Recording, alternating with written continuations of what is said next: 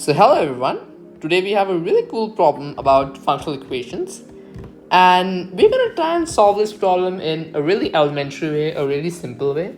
This is the problem number 4 in the part B, which means the subjective problem from the CMI Entrance test in 2013. And obviously we're going to see how to solve that, but apart from that I'm also going to give you a little bit of insights into how to approach functional equations problem. So where to start with, what should be a starting point, some basic strategies on how to approach functional equation problems.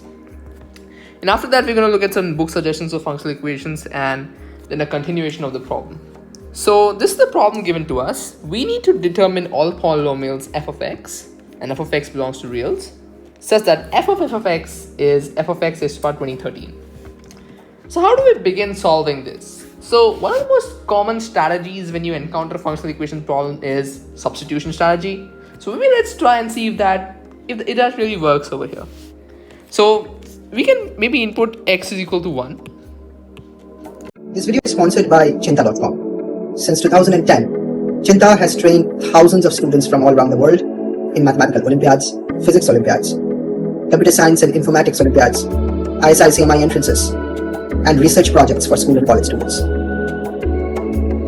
Chinta programs are designed for students who are passionate about mathematics, and they are personalized with one-on-one training, individual evaluation, and remedial sessions. The reason Chinta students are successful over the last 10 years because they are taught by mathematicians and real Olympiads from leading universities in India, United States, and Europe. Some of our students come back to teach at Chinta from Oxford, Cambridge, Harvard, MIT, UCLA, ISI, CMI, IITs, TIFR, and IISc. For more information, visit Chinta.com. And just see what we get, right? So we'll get f of 1 is equal to f of 1 raised to power 2013. And similarly, really you can just substitute some other values and see, but the point is that you don't really get anywhere by doing this. So this is maybe not a smart approach, the substitution strategy for this problem, of course.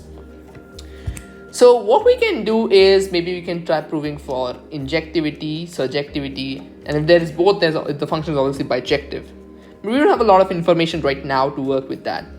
So let's start with a very elementary thing to do. Let's first divide the problem into two cases, right? So case 1 would be if the function or the polynomial f of x is a constant polynomial, right? And obviously the other case would be f of x is a non-constant polynomial. So if you just examine this case, f of x is a constant polynomial, what does that mean? That basically means that f of x is equal to k for all x belongs to real numbers, right? So no matter what input you give for x, the output is always going to be k, right? So that basically means if I substitute x is equal to k in the given functional equation, I will get f of k, which is nothing but f of k, is equal to f of k, which is k raised to power 2013, right?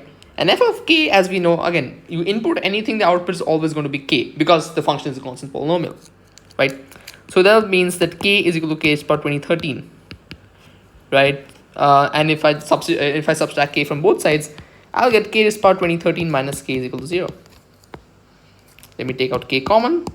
That leaves me with k raised to power 2012 minus 1 is equal to 0. So we can either have k is equal to 0, we can have k is equal to 1, or we can have k is equal to minus 1. So f of x can be 0 or plus or minus 1, right? So we have three values of k such that f of x is a constant polynomial, and all of these three actually satisfy the given functional equation. You can check that out yourself. So yeah, f of x equal to 0, plus 1 and minus 1 are all three valid solutions. Now let's move on to case 2. So case 2 is basically when f of x is a non-constant polynomial, right? So that basically means that we cannot write f of x equal to c anymore. It's going to be like a polynomial, right? Now let's just observe something. All right, let's just write a claim, right? The claim is that the range of f, I like to call it the range, it's also called as the image of f. So what will be the range of x? The range of f will be nothing but whatever values the function f can take, the polynomial f can take. Now the range of f, this will have an infinite number of elements, right? The range of f will have infinite number of elements. Now, why is that? Because f of x is a non-constant polynomial, right? So the value, the output of f of x, the range of f of x, the outputs that will come will change depending upon whatever values of x you can put. And x obviously belongs to real numbers, right? So because of the fact that we have infinite number of inputs, we'll also get an infinite number of outputs for those inputs, right? The range of f of x, so the range of f will basically have an infinite number of elements, right? Now what we're going to do is we're going to take an a, some random a that belongs to the range of f of x, right? So we're going to take some number a that belongs to the range of f of x. Now this basically means that f of t is going to be equal to a for some t, right? Because the output was a and we took a from the range of f of x, so there has to be some value t for which f of t is equal to a, right? And now if I substitute x equals to t in the functional equation, I'll get something like this. F of t is equal to f of t raised to the power 2013, right? So yeah, and because f of t is equal to a, I can just write it as f of a is equal to a raised to the power 2013, right? So therefore f of a minus a raised to the power 2013 is equal to 0. Now I can make an observation that a is a root of a polynomial. I can say that a is a root of polynomial h of x, and that h of x is nothing but f of x minus x raised to the power 2013. Now why is this true? Because if we substitute x equal to a over here, on the right hand side we will get f of a minus a raised to the power 2013, which is 0. So that means h of a is equal to 0, which basically means that a is the root of h of x, right? Excellent. Now again, I'm making another claim. Okay, let's just see. So if I make the claim that h of x is a polynomial that has infinitely many roots, so that has an infinite number of roots, does that make sense? You might ask why. Well, this is actually true, and the reason of that is that the a we had taken, right, the a we had taken over here, we've taken that arbitrarily, right? We're taking it arbitrarily from the range of f of x, right? And it was proven to be a root of h of x.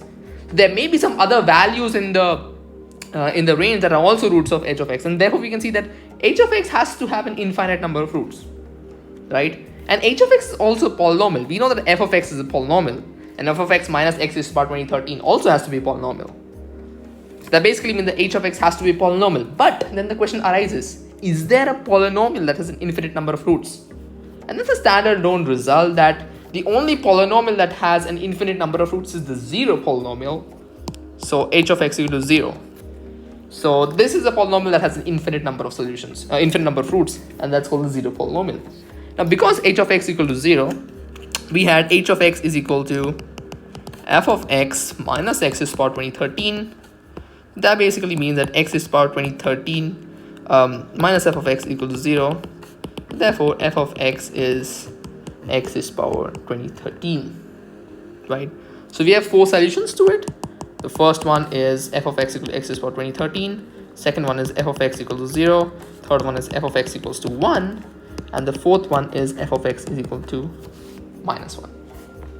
So yeah, that was the solution to the problem. I hope you understood that. Some book suggestions for functional equations.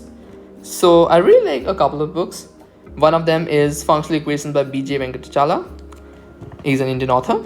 And the other one is a slightly advanced book, but it's also really beautiful. If you are a lover of functional equations in algebra, you're going to really enjoy this. It's Functional Equations and How to Solve Them by Christopher G. Small.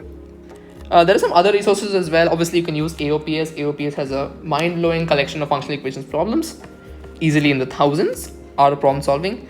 Then we have Evention handouts of functional equations. And Amir Hussain Parvati has also made a compilation of functional equations problems. So you can check that out as well. This is the book by Christopher G. Small. This is the slightly advanced version. And this is the one by B.J. Venkatachala. Both books are really, really nice. Right, so coming on to the continuation of the problem. Now the problem that I had given to you is a slightly modified version of what had actually come on the paper. Right, so I asked you to find all functions f of x that satisfy the given equation. But now I'm asking you to prove that there are infinitely many such functions f, out of which 4 are polynomials. And what is f? F of basically that is given in the question. So let me just remind you, f of x is equal to x is power 20. F of x is power 2013. Right? This is what was given in the problem. So we need to prove that there are an infinite number of such functions f, but out of them 4 are polynomials. We had actually found those 4 polynomials. F of x is equal to x is power 2013 was one of them, and the 3 other were constant polynomials, 0 plus or minus 1. So now I need you to prove that these are the only 4 possible polynomials that satisfy this given functional equation, but there are an infinite many such functions f that exist that satisfy this given equation. And if you obviously make any progress on this question, or if you have any doubts, feel free to let me know in the comment section below. That will be it from me today. Thank you very much, and see you in the next video. Bye bye.